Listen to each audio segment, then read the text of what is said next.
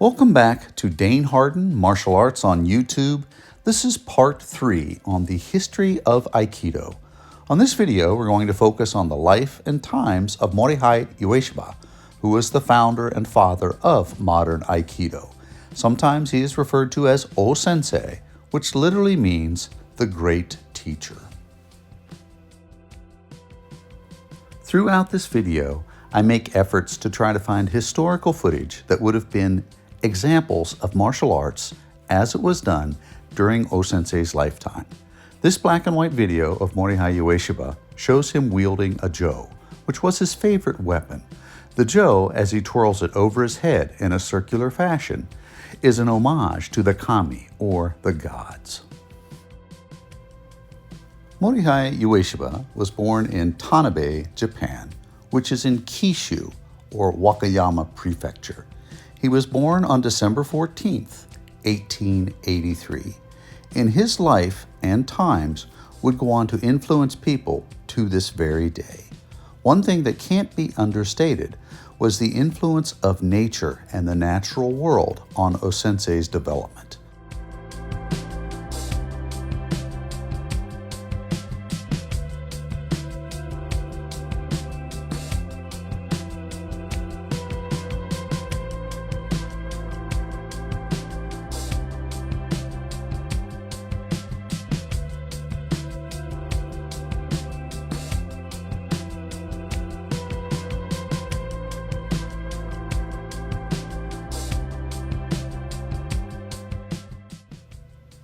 Throughout Japanese history, the idea of mizu, or water, and yama, or mountains, has been sprinkled throughout the cultural development in its relationship with the natural religion of Japan, Shinto.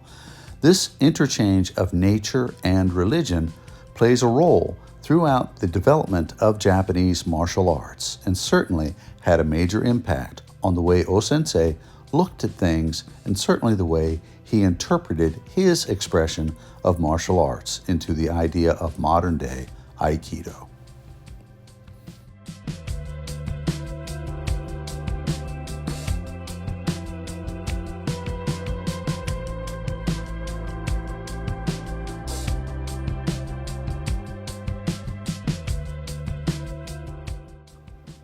This is a picture of priests rendering respect at O-sensei's gravesite.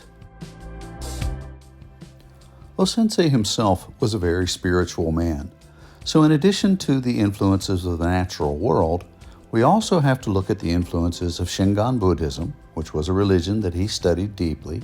His mother had a very spiritual influence on him, and Shintoism, the religion of Japan, mixed and blended with the ideas of Taoism, and then later in his life, the Omoto Kyo, which he was introduced to by a gentleman named Onisaburo Deguchi, who would become his spiritual guide. This is a picture of O-sensei and Deguchi sitting together.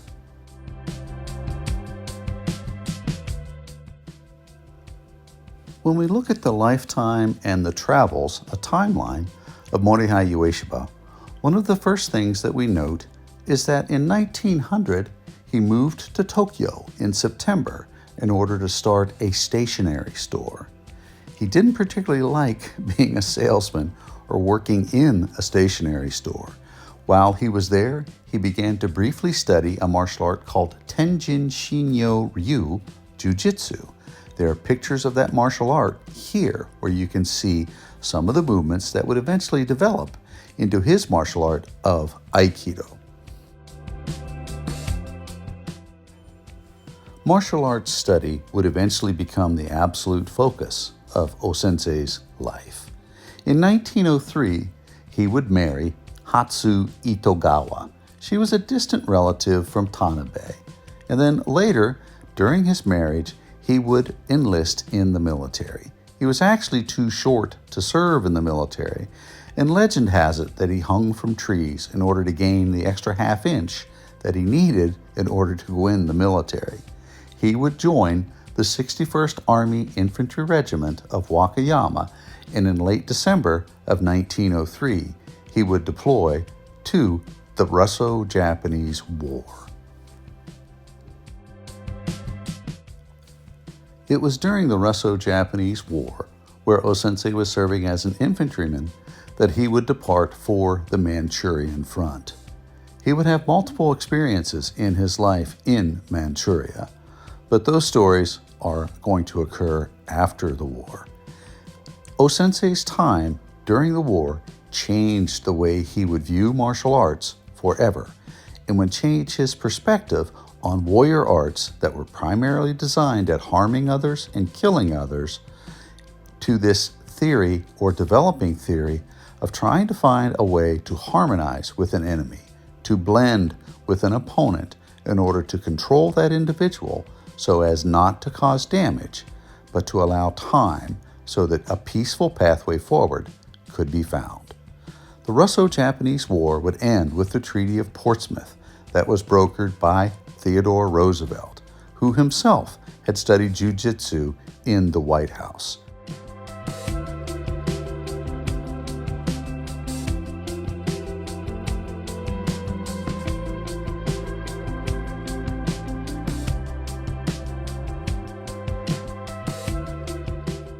It was rather astonishing to the Western world that the Japanese defeated a standing Western army in Russia at the end of the Russo-Japanese War. He would be discharged from the army in 1906, and that would be his time period wherein he would return to Tanabe. If we look at the numbers during the Russo-Japanese War, 47,400 Japanese were killed. This is the breakdown of those casualties. It is well known that when O-sensei returned from the war, he suffered with some depression. He would spend many months in the mountains, climbing the mountains and training.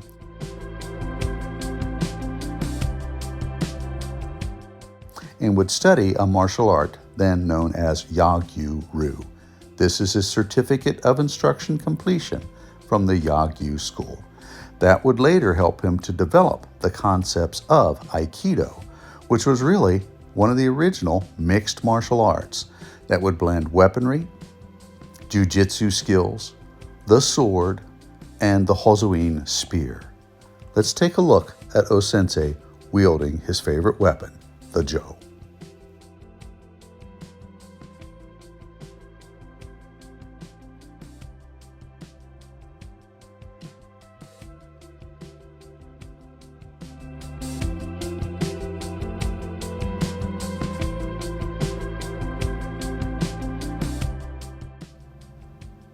The two big influences on Morihei Ueshiba were his spiritual influence from Onisaburo Deguchi and his warrior influence from Sokaku Takeda.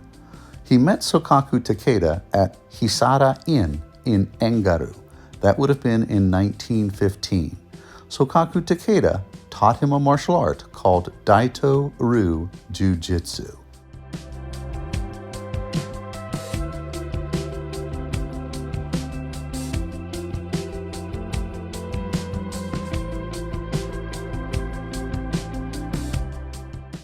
That martial art was a martial art that was passed down through generations of samurai.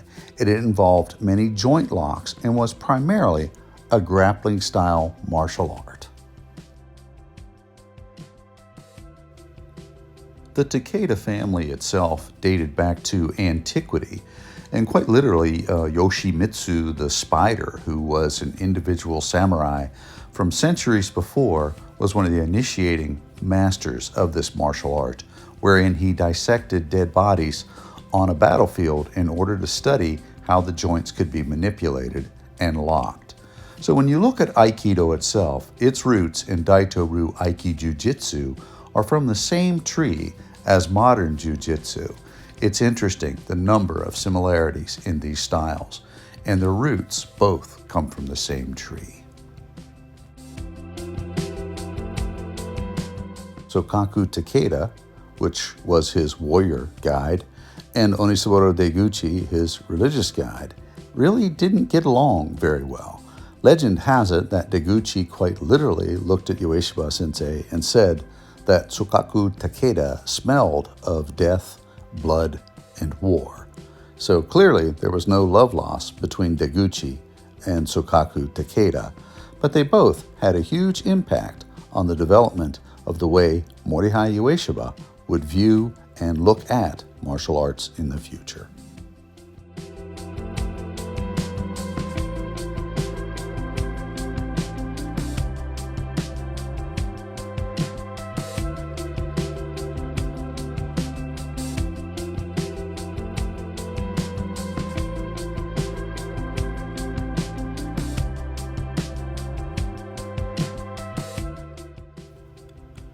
The story of this really goes to the time that O-sensei had led a group of settlers. He had taken them up to Kishu and to Hokkaido, to a village there that was called Shirataki.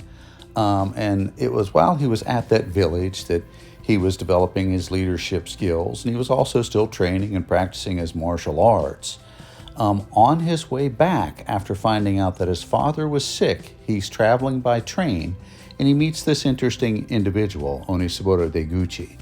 And you can research this. There's many interesting stories about how Deguchi had almost like some supernatural insight into things that could be going on, or into like future events and future happenings. O-sensei himself was quite taken with Onisaburo Deguchi and the Omotokyo religion, and he became an avid follower of that religious sect.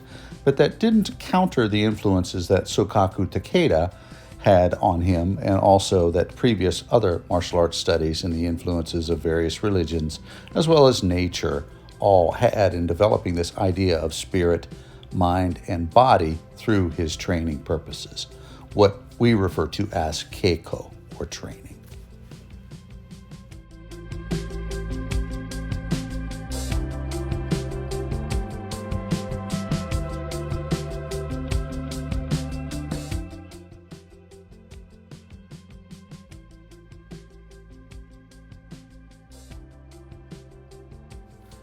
I include this black and white footage from 1935 because it's really important in Aikido history. At this time, the film documentary called Aikibudo, which was the name of his style, was made by the Asahi newspaper company in Osaka. It's the only known pre-war film of Morihei Ueshiba. As human beings, we are all the compilation of our experiences. In 1924, O-sensei went to Mongolia with Onisaburo Deguchi. Their goal was to try to establish a utopian community there. It essentially wound up with them becoming captured and being taken prisoner by Chinese military for plotting an overthrow of an existing government.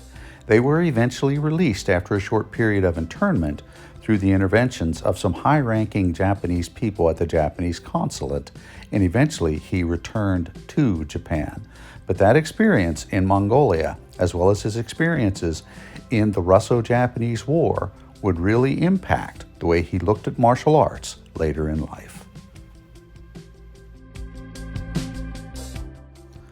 O-sensei literally gave a demonstration in Tokyo for the former Prime Minister Ganbai Yamamoto that was at Isamu Takashita's residence. It was really about the time that he had his first vision. It's interesting to note that years later, a POW named Lou Zamperini would talk about how he was treated fairly well by the Japanese naval officers who had captured him while he was floating in the ocean, versus later when he was turned over to the army where they had conscript soldiers. It's apparent that the naval officers had more of a direct lineage to the samurai concepts of Budo and Bushido. In 1933, we see the publication of this book, the Budo Renshu. It's really a book that's held in high regard in Aikido history, mostly because the drawings in the book were drawn by Kunigoshi, a female who was an art student and who had been a student of Morihei Ueshiba. She trained in Aikido up until the end of World War II, at which time she retired from Aikido training and went on to study tea, and would eventually become a tea ceremony master. The Kobukan Dojo, or what some people fondly refer to as the Hell Dojo, was named the Hell Dojo because the training was so harsh. It was at about this time that Gigoro Kano actually observed a demonstration by Ueshiba at the Majiro Dojo. He would dispatch several of his students from the Kodokan Dojo, including Minoru Mochizuki sensei, to study with Morihei Ueshiba.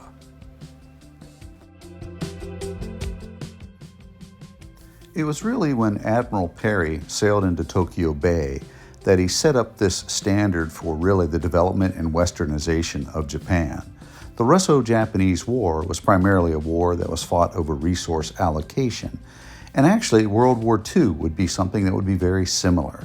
There was a restriction in the oil supplies, wherein 70% of the oil that was supplied to Japan was sold to them by the United States. So World War II begins after December 7, 1941, when the Japanese attack Pearl Harbor over primarily the resource allocations that we mentioned earlier about oil restrictions. Sensei was very upset by all this, and throughout his lifetime he had three various visions wherein he had a dream state that he was an ancient representation of a past kami, a god. He was very much an anti-war advocate during World War II. In fact, one of his students, who was a police officer, rumor has it, would actually hide O-sensei from other police officers who were searching for him at that time. During this time, Bushido, which was something that Inazo Nitobe had written about in his book, and was Bushido, the Soul of Japan, a favorite book of Teddy Roosevelt. It was this idea of the perversion of Bushido that O-sensei felt was being utilized to drive recruitment and enlistment into the Japanese military, and that it was really a perversion of the samurai spirit. That is why so many of the Japanese officials were literally trying to find this very famous teacher and imprison him, or perhaps even put him to death.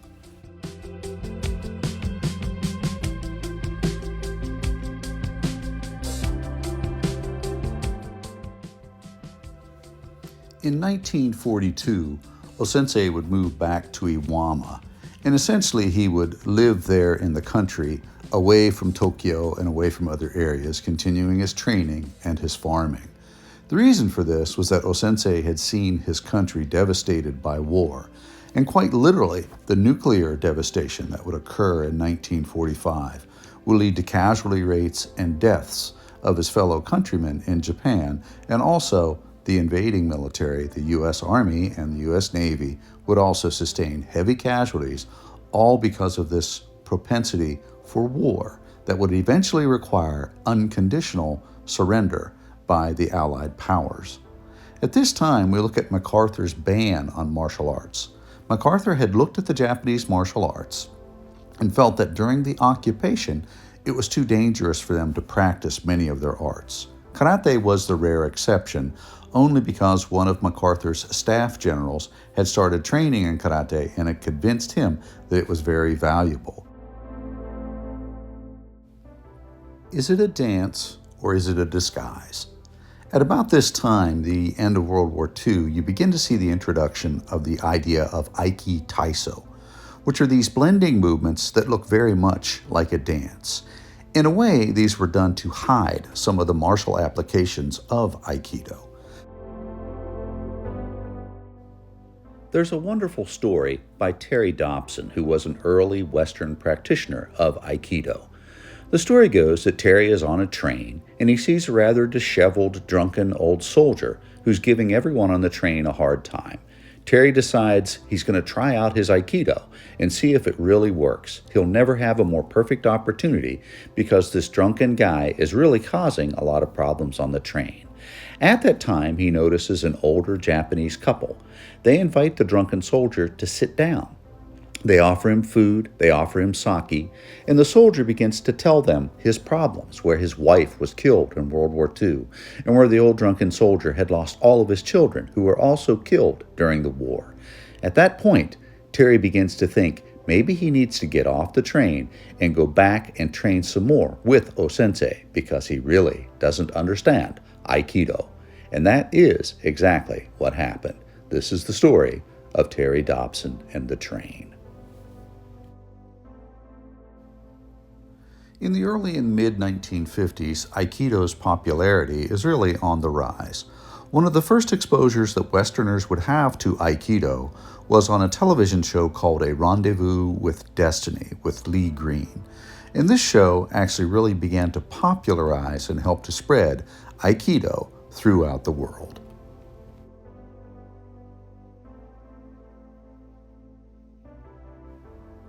If we continue with our timeline, in 1945, the Kobukai Foundation ceases its activity due to the post-war ban that was done in martial arts.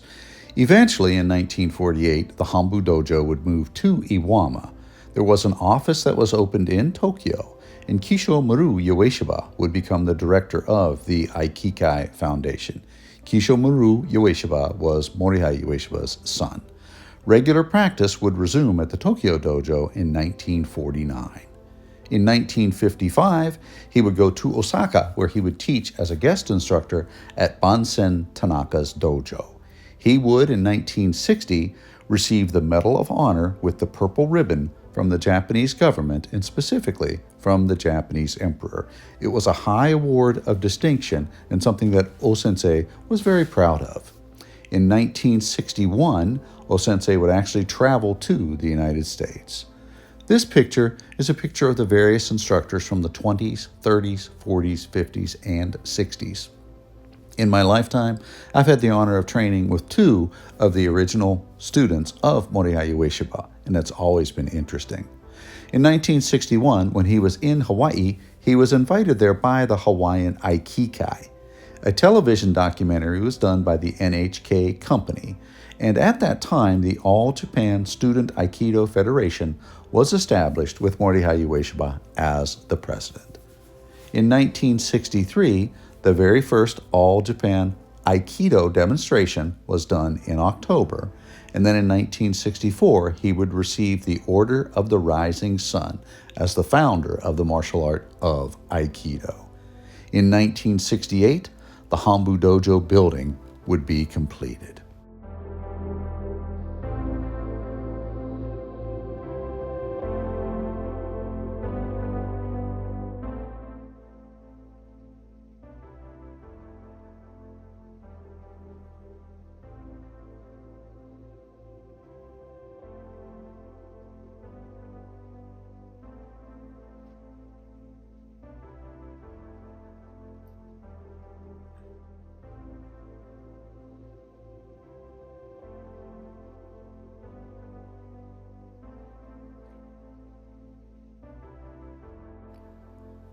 My martial arts journey began in 1969.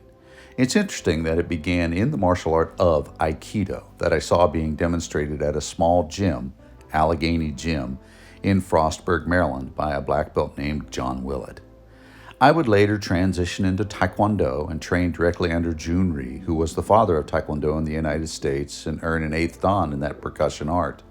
I also studied kickboxing and did full contact fights and trained directly under Joe Louis, who was a world champion kickboxer. I would eventually return to the study of Aikido, where I was looking for a deeper spiritual and philosophical meaning to the martial arts after my experiences in warfare.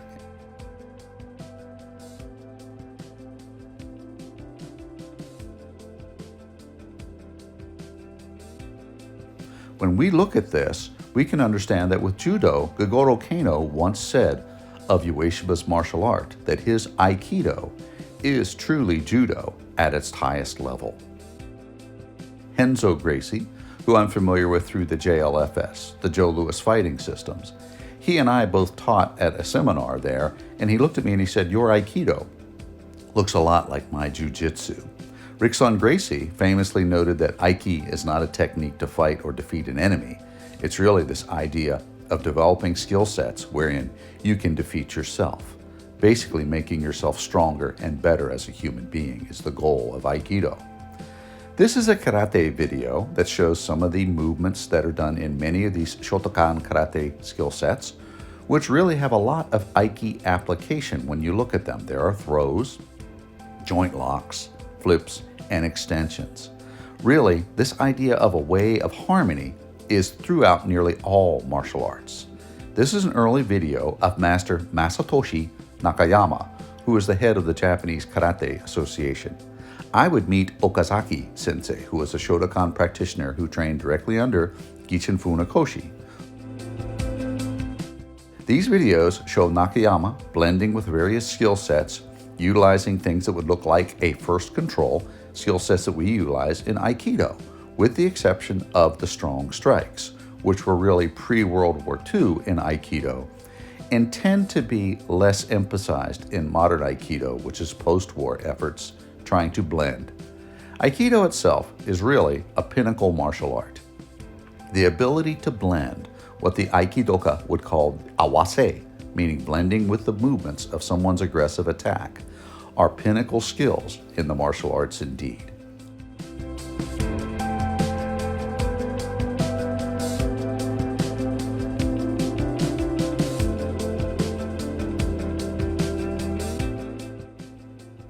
I do often hear criticism of classical martial arts, and certainly of Aikido, and it always rather surprises me. My experiences as a soldier have really taught me that the principles of Aikido, and certainly joint locks, takedowns, arm bars, come-alongs, things like that are things that I did utilize as a peacekeeper, actually more than once, in Bosnia and also in Kosovo. Also, because of my background as a percussionist, as a kickboxer, and as a taekwondo stylist, I'm told that my Aikido is different than the way other people practice Aikido. The version of Aikido that I trained in, Yoshinkan Aikido, is really a pre-World War II style of Aikido that really still emphasizes a lot of strikes and quite a bit of the weaponry. The jo, the tanto, and the sword are all utilized in Yoshinkan Aikido. What I find the most fulfilling about Aikido as a martial art, other than its practical application, which is deep, also the philosophy of it. I served multiple tours overseas as a soldier, and I have to tell you that the greatest value that I get from Aikido, other than just the physical and practical application of it, is its spiritual application and just the training, the camaraderie, and the friendships that you develop over the years. This is Gozo Shiota, who was my instructor's teacher. Gozo Shiota founded the Aikido style of Yoshinkan. Yoshinkan Aikido is quite literally a pre-World War II version of Aikido and is somewhat more harsh and still emphasizes a lot of the kicks, a lot of the strikes, and utilizes weaponry. O-sensei's favorite saying, Masa Katsu Agatsu, true victory is self-victory. It's such a valid principle. O-sensei's final demonstration in Aikido was on January 15th of 1969 at the Kagami Baraki celebration, which is like a New Year's celebration wherein they will often drink sake and or eat rice cakes, or they do both. O-sensei would die on April 26th of 1969. His ashes basically were sprinkled at the Kozanji Temple in Tanabe, Japan. It's interesting to note that O-sensei's hair was trimmed and it was preserved at the Kumano Dojo in Ayabe and also at the Aikikai Hambu Dojo. O-sensei was made an honorary citizen after his death of Tanabe and also of Iwama. His wife Hatsu would pass away just a couple months later in June of 1969. Guys, I hope that you enjoyed this video on the life and times of Morihei Ueshiba. Please take the time to review Part 1 and Part 2, as well as this version, Part 3, so that we cover the ancient history, the middle history, and the modern history, life, and times of Ueshiba Sensei, because the history of Aikido is indeed the history of Japan. Guys, thanks for watching. I'd like to give credit to the following references, and specifically mention Stanley Pranin of Aikido Journal, and utilization of his materials heavily on the making of this video. Thanks a lot. See you next time on Dane Hardin Martial Arts on YouTube.